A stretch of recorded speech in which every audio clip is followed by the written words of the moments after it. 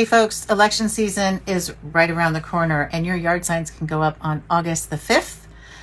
And I have a challenge for my challenger, an invitation to my co-candidate and opponent in the Santa Cruz mayor's race, and it has to do with a magic number. That magic number is $52,266. This is the voluntary campaign expenditure cap that each candidate can pledge to not go over in this race.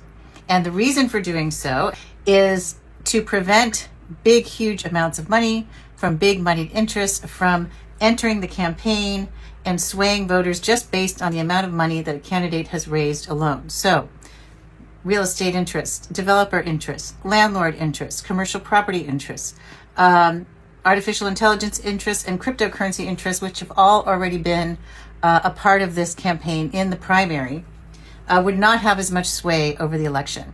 So one candidate would not be able to flood everybody's mailboxes with mailers, and instead, both candidates would be focused on the issues at hand and debating and discussing the merits or drawbacks of their policies and where they stand and what their beliefs and values are and how they would govern. I think that is the way that politics and elections should be run. And there's a danger here. In the 2022 mayoral race, Fred Keeley, by October, who was the establishment candidate for mayor, had raised $63,000.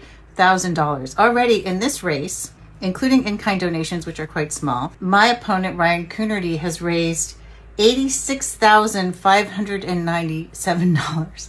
That is as of just May.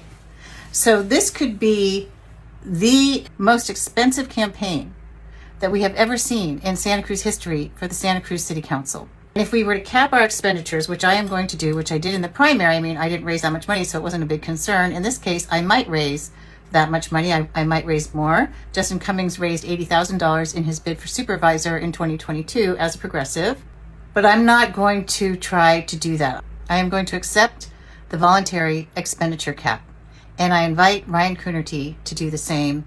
I have heard him talk about publicly funded elections and supporting those. We agree on this policy issue, but the point of publicly funded elections is to even the playing field so that people, regardless of the amount of big money backers they have a chance to participate in the electoral process. And that's what a campaign expenditure cap would do in this race as well. So, Ryan, what do you say? $52,266.